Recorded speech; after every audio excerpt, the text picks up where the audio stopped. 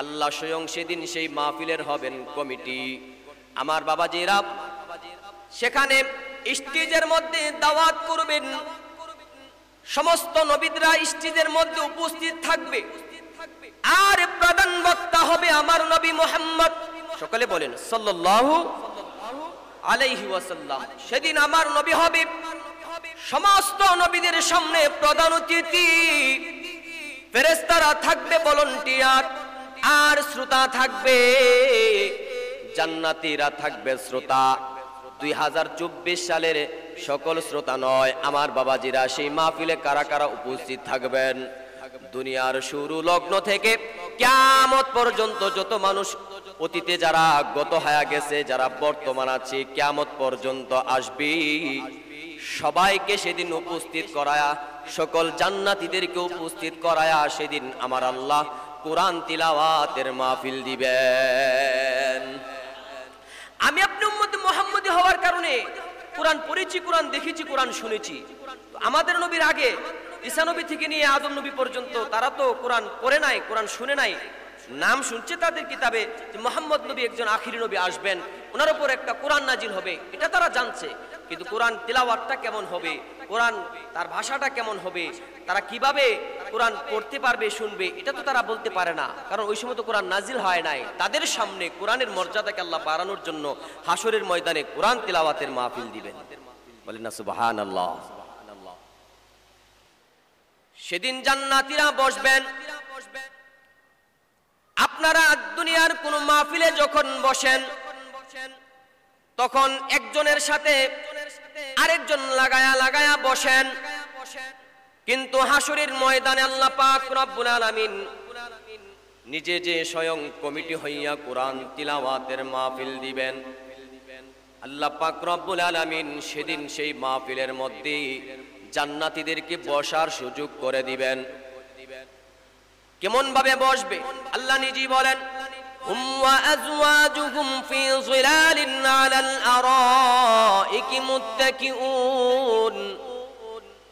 আমার বাবাজিরা স্বর্ণের সিংহাসনে আপন স্ত্রীদেরকে পাশে বসায়া স্বর্ণের সিংহাসনে হেলান দিয়া বসবে কোরআন তিলাওয়াতের মাহফিল শোনার জন্য, কোরআনের তিলাওয়াত শোনার জন্য। জান্নাতীরা বসবেন এমন ভাবে আরশে আজিমের ছায়ার নিচে স্বর্ণের সিংহাসনে হেলান দিয়া বসবে, হেলান দিয়া বসবেন, আর সামনে থাকবে টি টেবিল। আমার বাবাজিরা সামনে থাকবে টি টেবিল, খালি থাকবে না।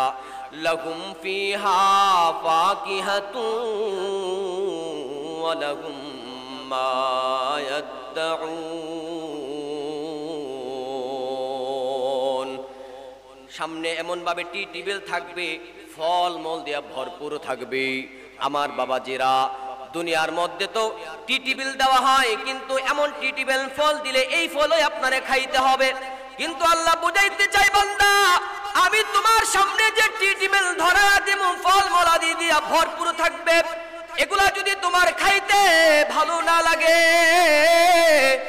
ওয়ালাহুম মা ইয়াদউন।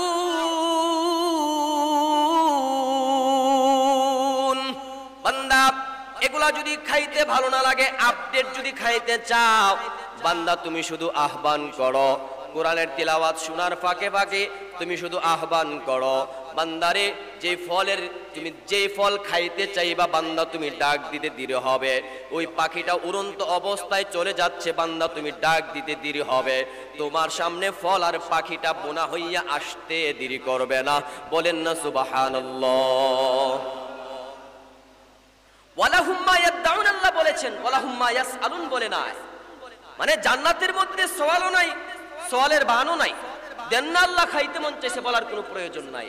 আপনি যদি জান্নাতি শ্রোতা হতে পারেন, তাহলে তো আপনি জান্নাতের মালিক।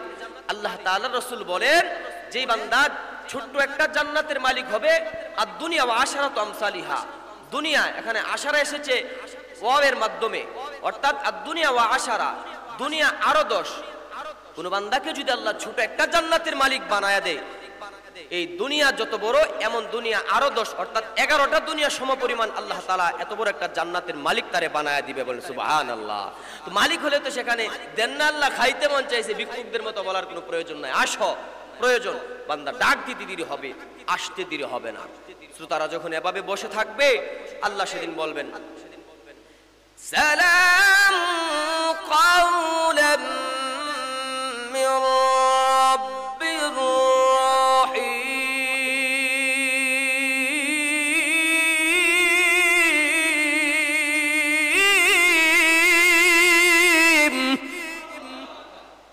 আল্লাহ সেদিন বলবে বান্দা বান্দি, দুনিয়ার জমিনে আমার পক্ষ থেকে তোমাদের উপরে ছিল সালামে ফেয়ালি, কিন্তু আল্লাহর কুদরতি কণ্ঠ দিয়ে আমরা কোনোদিন সালাম শুনি নাই।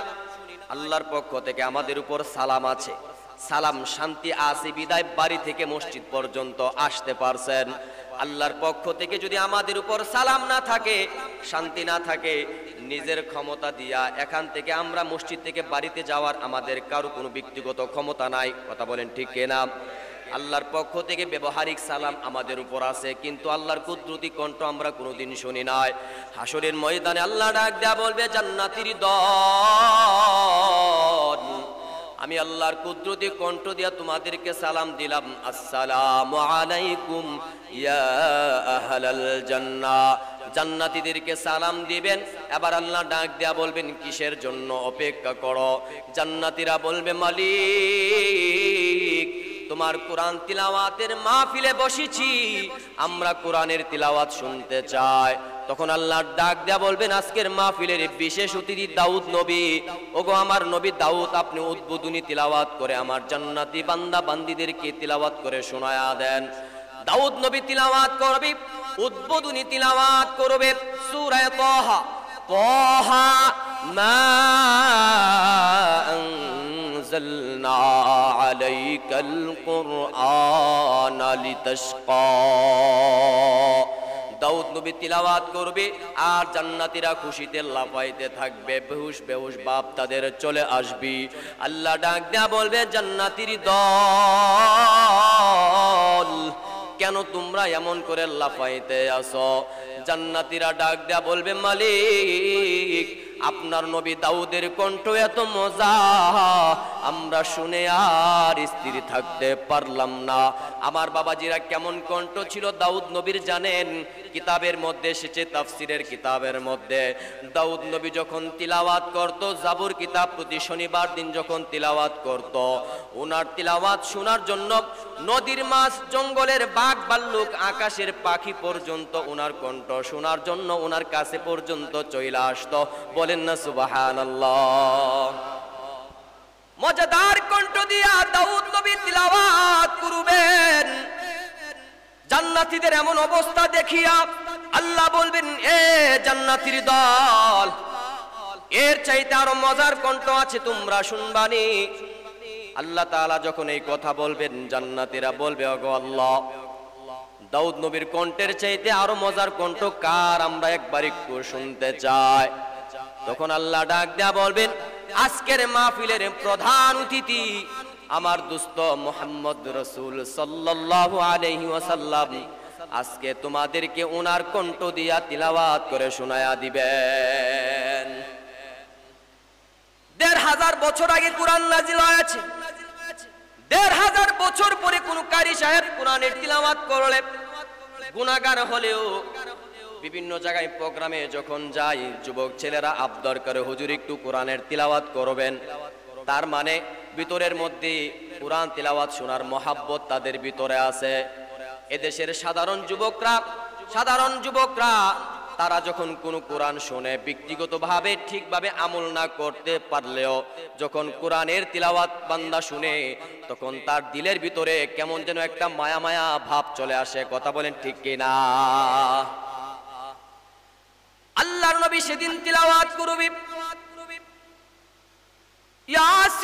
ইয়াসিন ওয়াল কুরআনিল হাকীম ইন্নাকা লামিনাল মুরসালিন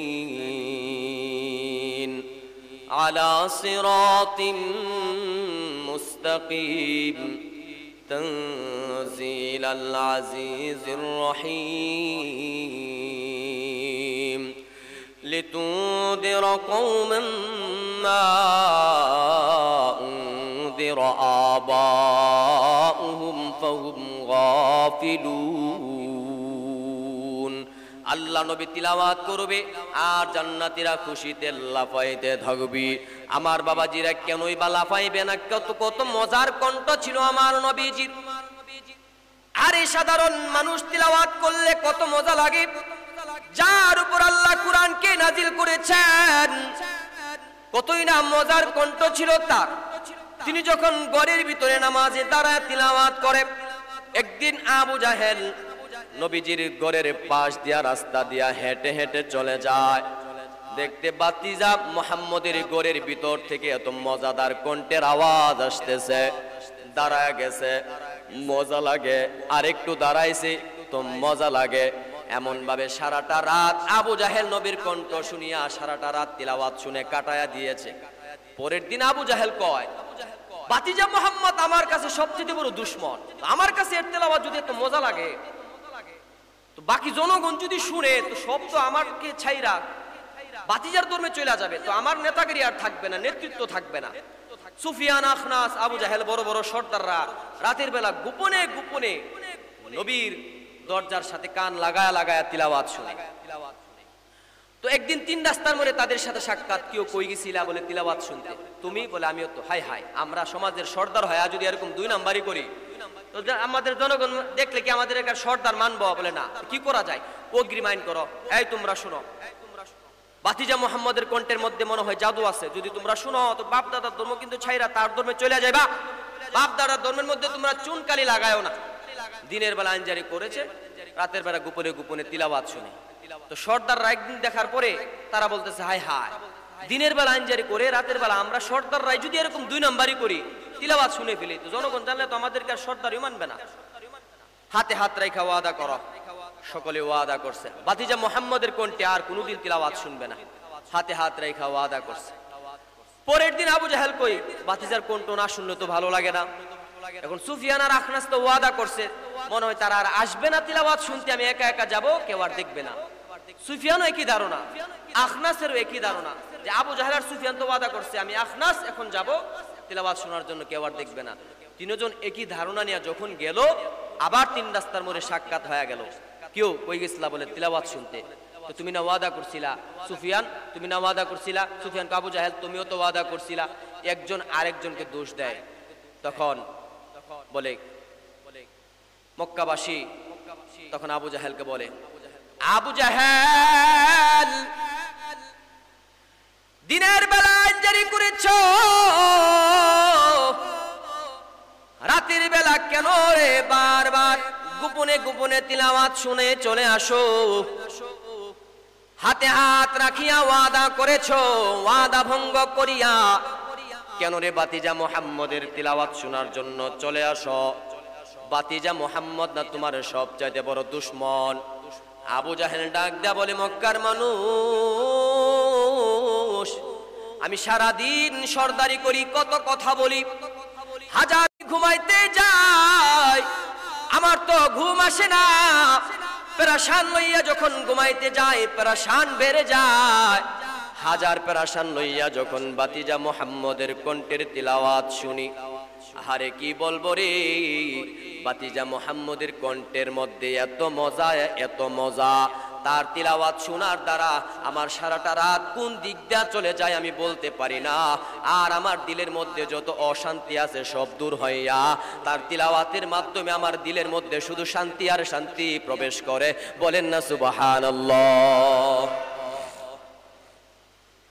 আবু জাহেলের মতো ব্যক্তিও কোরআন শুনে দিলকে ঠান্ডা করেছে। আর কিছু নামদারি মুনাফিক আছে যারা কোরআনের বিরোধিতা করে, আবু জাহেলের চাইতেও আরো নিকৃষ্ট। কথা বলেন ঠিক কিনা? আল্লাহ নবী যখন তিলাওয়াত করবে সূরা ইয়াসিন, আল্লাহ ডাক দিয়ে বলবে, জান্নাতীরা, আমার দোস্তের উপর আমি কোরআনকে নাজিল করেছি, তোমরা কোরআনের তিলাওয়াত শুনেছো, এবার কি এর চাইতে আরো মজার কণ্ঠ শুনবানি? জান্নাতীরা ডাক দিয়ে বলবে, মালিক, আপনার দোস্ত মুহাম্মদ রাসূলের চাইতে আরো মজার কণ্ঠ আরো আছে নাকি? আমরা শুনতে চাই, এত মজার কণ্ঠ কার? আল্লাহ তখন ডাক দেয়া বলবেন, রে জান্নাতীর দল, উনি আর কেউ নয়, যিনি মানুষকে কণ্ঠ দান করেন, সমস্ত কণ্ঠের খালেক আমি আল্লাহ। আজকে তোমাদেরকে আমি আল্লাহর কুদরতি কণ্ঠ দিয়া তিলাওয়াত করে শোনাবো। এখানে অনেক মানুষ আছেন, অনেক জেলা থেকে এসেছেন, অনেক মানুষ অনেক গ্রাম থেকে এসেছেন। একজনের কণ্ঠের সাথে আরেকজনের কণ্ঠ মিল নাই। এই রং বেরঙ্গের কণ্ঠ কে দান করেছেন? আর একটু আওয়াজে বলেন না, কে দান করেছেন? সমস্ত কণ্ঠের খালেক আমার আল্লাহ, সমস্ত কণ্ঠের খালেক আমার আল্লাহ। সেদিন তিলাওয়াত করবেন সূরা রহমান, তিলাওয়াত করবেন আর রহমান আল্লামাল কুরআন খালাকাল ইনসান। যেহেতু নিজের কোরআন নিজে পড়বেন, আর রহমান, রহমানকে আল্লাহ নিজে সেদিন বলবেন আনার রহমান আল্লামনাল কুরআন খালাকাল ইনসান আল্লামনাহুল বায়ান الشمس والقمر بحسبان والنجم والشجر يسجدان والسماء رفعها ووضع الميزان।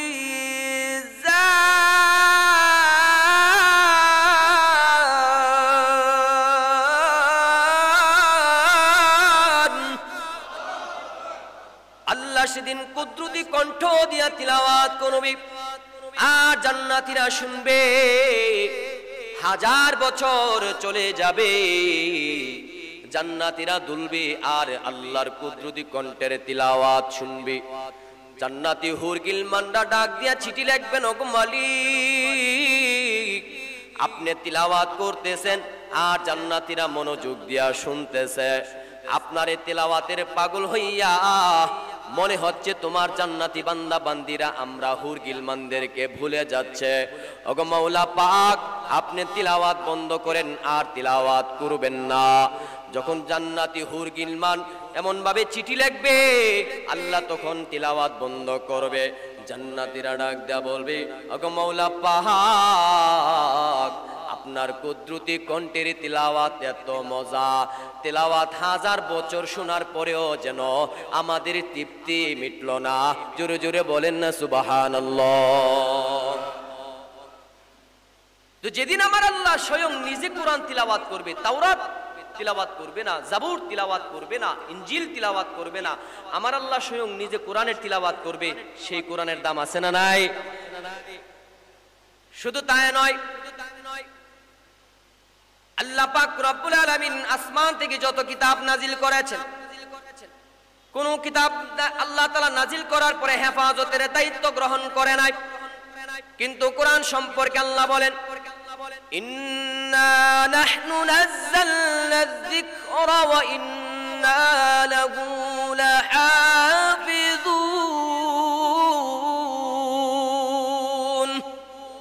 আল্লাহ বলেন, নাজিল করছি আমি, হেফাজতের দায়িত্ব আমার, নাজিল করছি আমি, হেফাজতের দায়িত্ব আমার। এজন্যই তো 1500 বছর আগে কোরআন যেমন ছিল আজও কোরআন এমন আছে, কিয়ামত পর্যন্ত কোরআন এমনই থাকবে। কেউ কোরআনের একটা জের জবর নক্তাকেও পরিবর্তন করতে পারে নাই, পারবেও না। কথা বলেন ঠিক কিনা? ভারতবর্ষে কোরআনের বিরুদ্ধে মামলা হয়েছিল। তৎকালীন সময় কলকাতা ছিল হাইকোর্ট, প্রধান বিচারপতি ছিল একজন মহিলা। তিনি মামলা গ্রহণ করেছেন, কোরআনে সাম্প্রদায়িকতা আছে, কোরআনে উস্কানিমূলক কথা আছে, ভারতবর্ষে কোরআনকে রাখা যাবে না, শেষ করে দিতে হবে।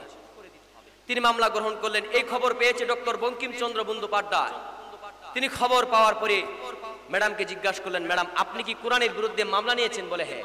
কেন নিয়েছেন? বলে কোরআনে সাম্প্রদায়িকতা আছে, কোরআনে উস্কানিমূলক কথা আছে, ভারতবর্ষে কোরআন রাখবো না, শেষ করে দিব। আচ্ছা ম্যাডাম আপনি কি কোরআন পড়তে পারেন? বলে না। কোরআনের অর্থ বুঝেন? বলে না।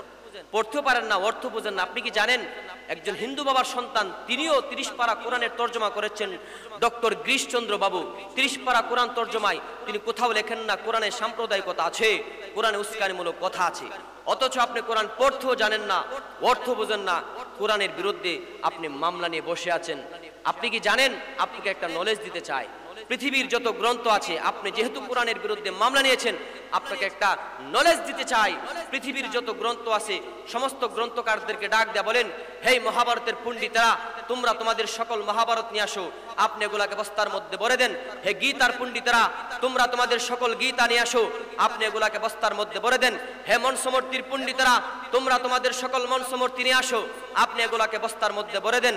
হে ভেদের পণ্ডিতরা, তোমরা তোমাদের সকল ভেদ নিয়ে আসো, আপনি এগুলোকে বস্তার মধ্যে ভরে দেন। হে কালকি পুরাণের পণ্ডিতরা, তোমরা তোমাদের সকল কালকি পুরাণ কিতাব নিয়ে আসো, আপনি এগুলাকে বস্তার মধ্যে ভরে দেন। বাইবেলের পণ্ডিতরা, তোমরা তোমাদের সকল বাইবেল নিয়ে আসো, আপনি এগুলাকে বস্তার মধ্যে ভরে দেন। আবার ডাক দেয়া বলেন, কোরআনের পণ্ডিতরা, তোমরা তোমাদের সকল কোরআন নিয়ে আসো, আপনি এগুলাকে বস্তার মধ্যে ভরে দেন। আবার প্রত্যেকটা বস্তার মুখকে বেঁধে কলকাতা হাওড়া ব্রিজের নিচে ফেলে দেন। মহাভারত শেষ হয়ে যাবে, গীতা শেষ হয়ে যাবে, ভেদ শেষ হয়ে যাবে, কালকি পুরাণ শেষ হয়ে যাবে, মনসমূর্তি শেষ হয়ে যাবে, বাইবেল শেষ হয়ে যাবে, এমনকি ভারত থেকে কোরআন শেষ হয়ে যাবে। এবার আপনি সমস্ত গ্রন্থকার যারা কিতাব লিখেছে পণ্ডিতদেরকে ডাক দিয়ে বলেন, হে মহাভারতের পণ্ডিতেরা, পারলে অবিকুল আরেকটা মহাভারত নিয়ে আসো। হে ভেদের পণ্ডিতেরা, পারলে অবিকুল আরেকটা ভেদ নিয়ে আসো। হে গীতার পণ্ডিতেরা, পারলে অবিকুল আরেকটা গীতা নিয়ে আসো। হে মনসমূর্তির পণ্ডিতেরা, যদি পারো আরেকটা অবিকুল মনসমূর্তি নিয়ে আসো। হে কালকি পুরাণের পণ্ডিতেরা, যদি পারো অবিকুল আরেকটা মনসমূর্তি আর কালকি পুরাণ নিয়ে আসো। হে বাইবেলের পণ্ডিতেরা, যদি পারো অবিকুল আরেকটা বাইবেল নিয়ে আসো। ম্যাডাম, আপনি এই নলেজ কি আপনার আছে? আপনি শুধু ডাকবেন, ডাকতে ডাকতে আপনার ডাক শেষ হয়ে যাবে, তারপরও তাদের ধর্মগ্রন্থ আরেকটা দিতে উপস্থিত করতে পারবে না। কিন্তু আপনি কি জানেন, আপনি শুধু ভারতবর্ষে এলান করে দেন, হে কোরআনের পণ্ডিতেরা, তোমরা অবিকুল আরেকটা কোরআন নিয়ে আসো। আপনি ম্যাডাম ডাক দিতে দেরি হবে। শুধু এই ভারতবর্ষের মধ্যে ছোট ছোট 7 বছরের ছোট ছোট মাসুম বাচ্চা থেকে নিয়ে 80 বছরের বৃদ্ধ রয়েছে, যাদের ভিতরে 30 পারা কোরআন জমা রয়েছে। আপনি ডাক দিতে দেরি হবে, হাজার হাজার কোরআনে পাখিরা আপনার সামনে হাজার হাজার কোরআনকে তারা উপস্থিত করে দিবে। কথা বলেন ঠিক কিনা? এজন্য একজন হিন্দু কবি লিখেছেন, যদি আগুনে লেগে ধ্বংস হয়ে যায়, আগুনে লেগে ধ্বংস হয়ে যায় এই পৃথিবীর সব বইয়ের দোকান, বিশ্ব থেকে হারাবে না পবিত্র কোরআন, বিশ্ব থেকে হারাবে না পবিত্র কোরআন।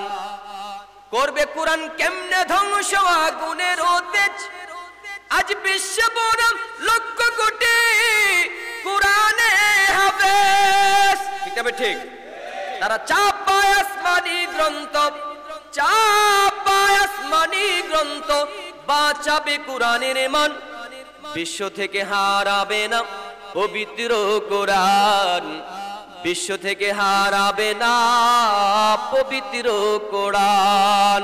কোরআন কেউ ধ্বংস করতে পারবে? অতীতে কেউ পারছে? কোরআন কি কেউ আজও ভুল ধরতে পারছে? কোরআন কেন শ্রেষ্ঠ কিতাব?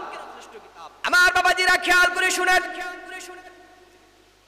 কোরআন শ্রেষ্ঠ হওয়ার আরেকটা বৈশিষ্ট্য, আসমান থেকে যত কিতাব আমার আল্লাহ নাজিল করেছেন,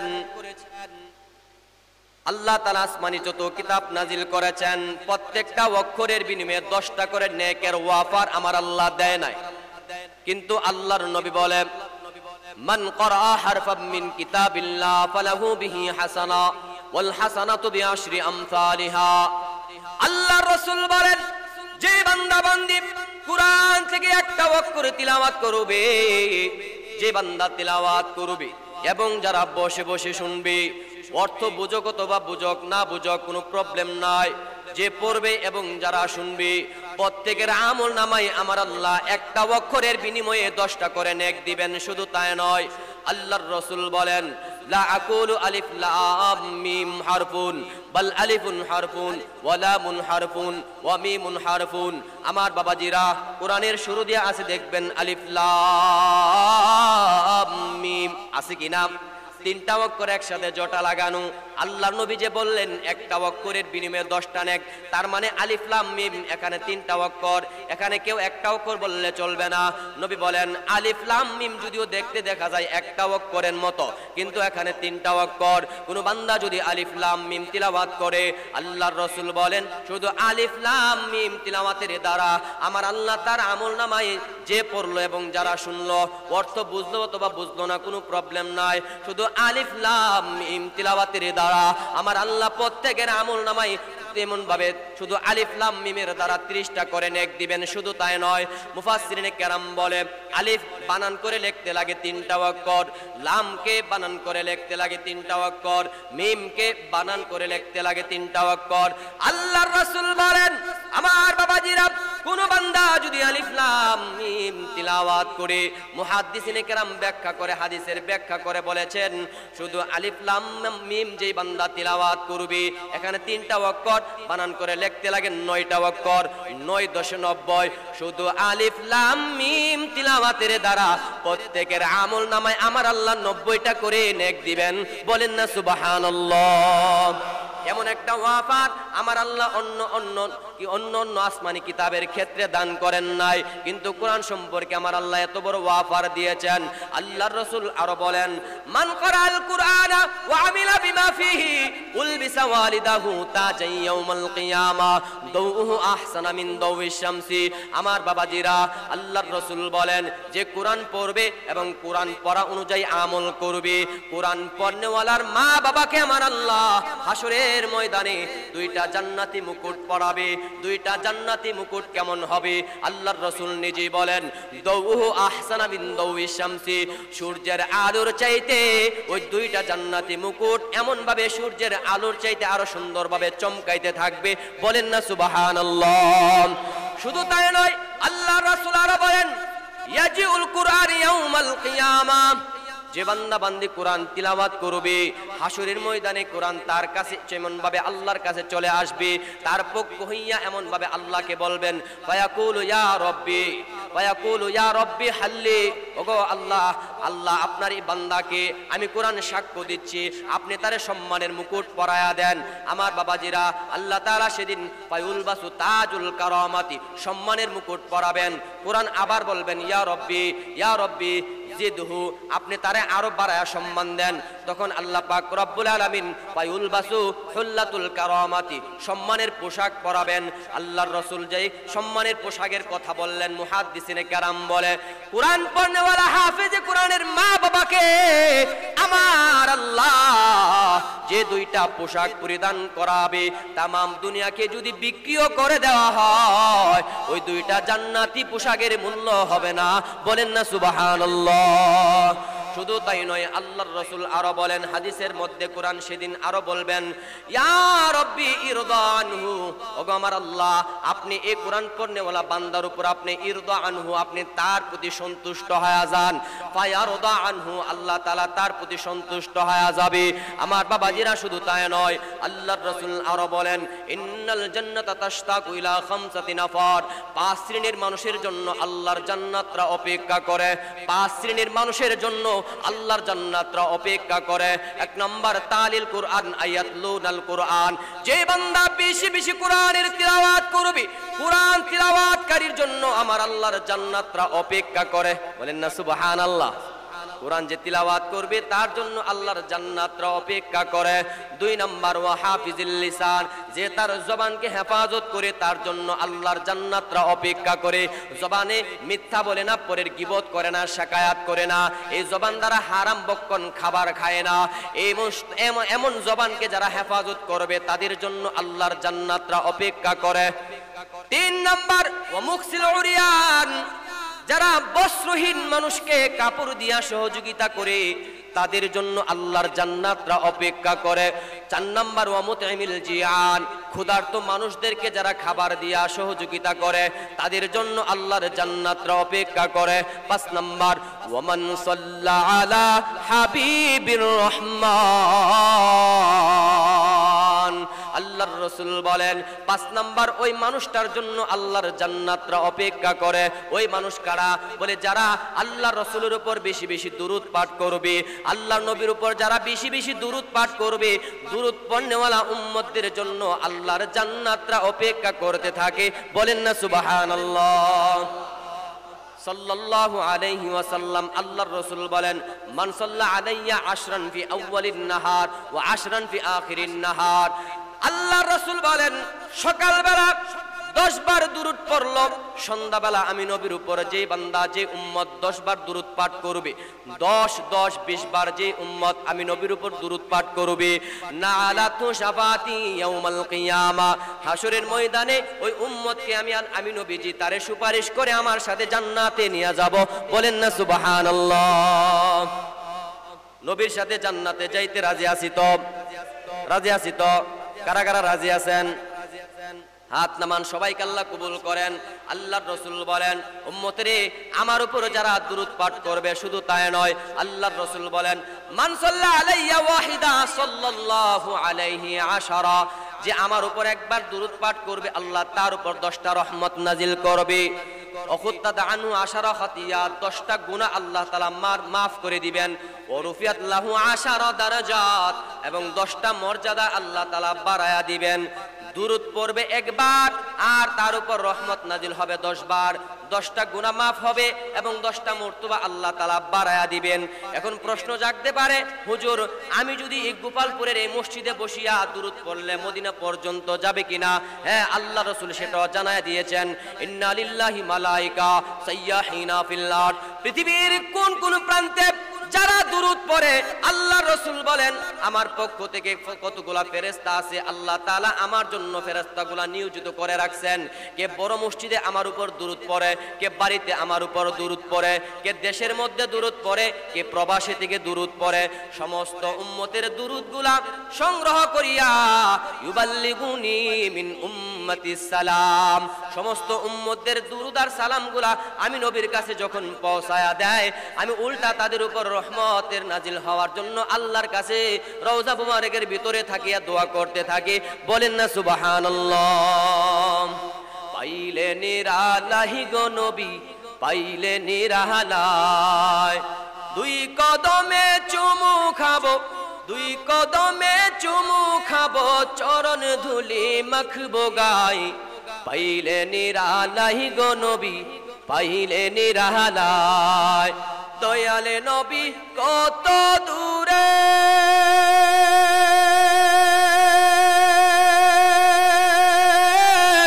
রহিত সাগরের তীরে, দয়ালে নবী কত দূরে, রহিত সাগরের তীরে। কেমনে যাব ওই মদিনায়, কেমনে যাব তোর মদিনা, মন যে আমার সহে না। পাইলে নিরালাই গো নবী, পাইলে নিরালাই, পাইলে নিরালাই গো নবী, পাইলে নিরালাই। আমার বাবাজিরা বলতেছিলাম, আল্লাহর রাসূল আরো বলেন ইন্না ফিল জান্নাতি নাহরান ইসমুহু রায়্যান আলাইহি মাদিনাতুন মিন মারজান। যে বান্দা কোরআন পড়বে, কোরআন পড়নেওয়ালার জন্য হাসরের ময়দানে আল্লাহ তাআলা তার একটা বাড়ি দান করবেন। কেমন বাড়ি হবে? এই যে এত সুন্দর একটা মসজিদ, বাংলাদেশের মধ্যে মনে হয় এটা সবচেয়ে গুম্বজওয়ালা মসজিদ, কিন্তু আল্লাহ পাক রব্বুল আলামিনের নবী বলতেছেন যে বান্দা কোরআন পড়বে তাকে আমার আল্লাহ একটা বাড়ি দান করবেন। ইসমুহু রায়্যান আলাইহি মাদিনাতুন মিন মারজান, মারজান নামক একটা বাড়ি দান করবেন। রায়্যান নামক নহরের পাশে মারজান নামক একটা বাড়ি আমার আল্লাহ তাআলা কোরআন পড়নেওয়ালাকে আল্লাহ তাআলা দান করবেন। বলে হুজুর বাড়িটা কেমন হবে?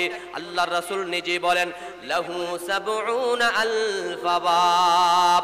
আল্লাহর রাসূল বলেন বাড়িটা এত বড় হবে, এত বড় হবে, ৭০,০০০ দরজা আর জানালা থাকবে।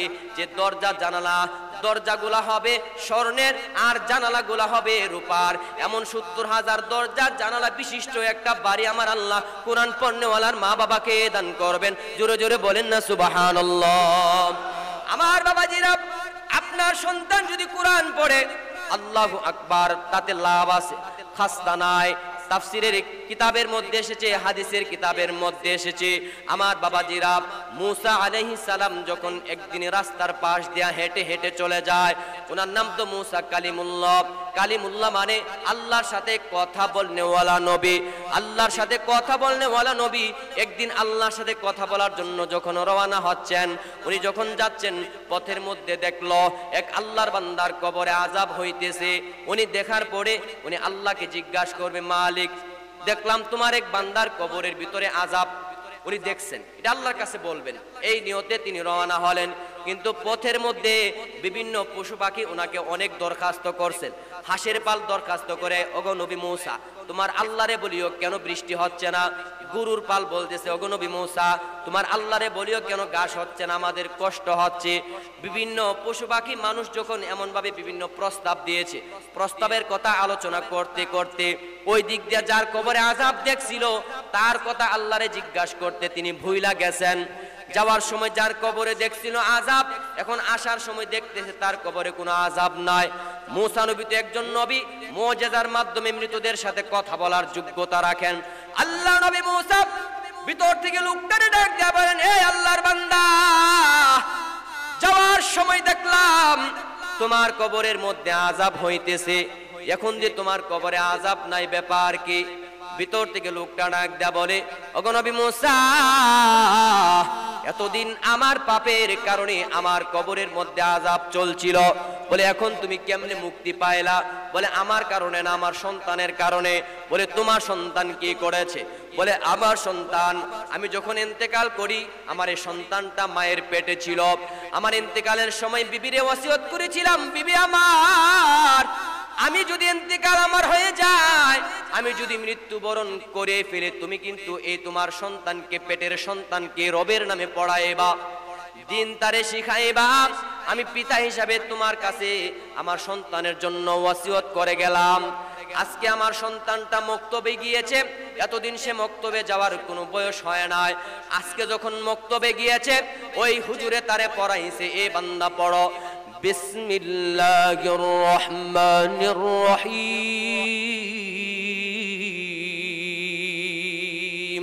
বান্দা যখন বিসমিল্লাহ পড়লো, আল্লাহর কুদরতে দিলের মধ্যে মায়া চলে এসেছে। আল্লাহ ডাকটা বলেন, এই আমার ফেরেশতারা, যারা আমার এই বান্দার কবরের মধ্যে তোমরা যারা আযাব দেওয়ার জন্য নিয়োজিত আছো, সাবধান, এই বান্দার সন্তানে দুনিয়ার জমিনে আমারে রহমান বলে ডাকতেছে, আমারে দয়ার আল্লাহ বলে ডাকতেছে, আমারে রহিম বলে ডাকতেছে। এখন আমি আল্লাহরে যদি সে রহমান বলে ডাক দেয়, এখন আমি আল্লাহ যদি তার বাবার কবরে আযাব দেয়, এটা আমি আল্লাহর রহমান নামের শানের খেলাপ হয়ে যায়, এটা আমি আল্লাহর রহিম নামের শানের খেলাপ হয়ে যায়। না না না না ফেরেশতারা, আমি আমার এ বান্দার সন্তানের বরকতে, বিসমিল্লাহ পড়ার বরকতে তার বাবার কবরের আযাব মাফ করে দিলাম, তোমরা সাবধান, আর তার বাবার কবরে আযাব দিবা না। ভিতর থেকে লোকটা ডাক দেয়া বলেন, ওগো নবী মুসা, আল্লাহ তাআলা আমার সন্তানের বিসমিল্লাহ পড়ার বরকতে আমার কবরটারে জান্নাতের টুকরা বানায়া দিয়েছেন। জোরে জোরে বলেন না সুবহানাল্লাহ। ऐ इलाहल आलमीन ऐ बेनियाज, दीन दुनिया में हमारे कारसाज, हम गुनाहगार और तू गफ्फार है, हम बड़ी आइबों से तू सत्तार है, तू दाता है के देने के लिए, जिसको चाहे दे, जिसे चाहे न दे, जिसको चाहे दे, जिसे चाहे न दे। আমার বাবাজিরা বলতেছিলাম, আপনার সন্তান দুনিয়াতে কোরআন পড়বে, আহারে আপনি কবরে যাওয়ার পরে সেখানে আপনার কবরে নেক ডুবতেই থাকবে। এজন্য কোরআনওয়ালাদের সাথে সম্পর্ক লাগাইতে হবে, নিজের সন্তানের মাধ্যমে কোরআন মাদ্রাসাকে সহযোগিতা করতে হবে।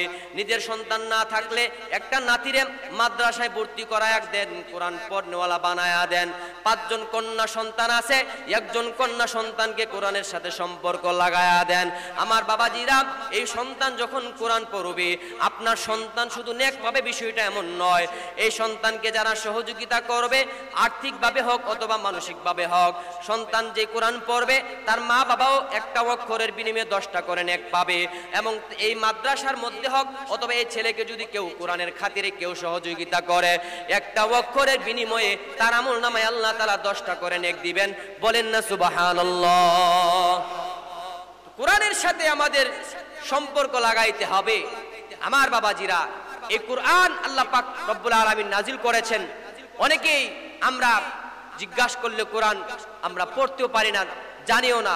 আল্লাহ রাসূল বলেন, আলা তা'লামুন মান হুম খিয়ারু হাদিল উম্মাহ, তোমরা কি জানো এই উম্মতের মধ্যে শ্রেষ্ঠ কারা? রাসূল বলেন, খায়রুকুম মান তাআল্লামাল কুরআনা ওয়া আল্লামা। আল্লাহর রাসূল বলেন, আমি সার্টিফিকেট দিয়ে যাচ্ছি কিয়ামত পর্যন্ত, তোমাদের মধ্য থেকে যে কোরআন পড়বে এবং যারা পড়াবে তারা দামি মানুষ, তারা সম্মানী মানুষ। তারা যখন রাস্তা দিয়ে হেঁটে যায় তাদের পায়ের নিচে নূরের পর আল্লাহ তাআলা বিছায়া দেন। বলেন সুবহানাল্লাহ। আমার বাবাজিরা, কোরআন পড়তে পারলেও না পারলেও কোরআনকে যারা মহব্বত করে, কিতাবের মধ্যে এসেছে তাফসীরের কিতাবে যে কোরআনকে মহব্বত করো, আল্লাহ তাআলা তারে মাফ করে দিয়েছেন। ভারতবর্ষের মধ্যে আল্লাহর বান্দার বসবাস, লাকড়ি জমা করে করে আল্লাহর বান্দা এমন ভাবে লাকড়ি জমা করে করে লাকড়ি বিক্রি করে সংসার চালায়, লাকড়ি বিক্রি করে সংসার চালায়। একটা কিছু টাকা সঞ্চয় করি আল্লাহর কোরআন কিনছে, কিন্তু কোরআন পড়তে পারে না। কোরআনকে মোহাব্বত করিয়া প্রতিদিন কোরআনকে মোহাব্বত করে আর বলে, ये मेरे मौला का कलाम है उसमें जो है सब तो सच्चा है। এটা আমার মৌলা পাকের কালাম, এর মধ্যে আমার মৌলা যা বলেছেন সব সত্য বলেছেন। এমন করিয়া বলিয়া বলিয়া কান্দে কান্দে আর ঘুমায়া যায়।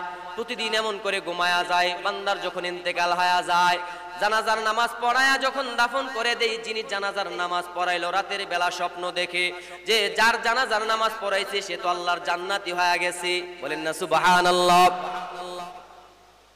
উনি ওনার ওই আল্লাহর বান্দা, যেই বান্দা মারা গেছে, তার কন্যা সন্তানের কাছে আয়েশা বলতেছেন, কি গো তোমার আব্বাজান কি এমন আমল করতো আমার একটু বলো না।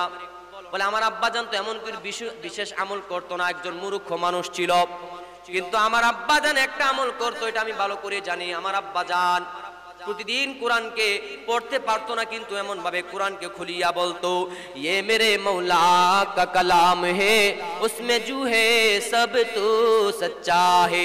এটা আমার মৌলার কালাম, এর মধ্যে আমার মৌলা যা বলেছেন সব সত্য বলেছেন।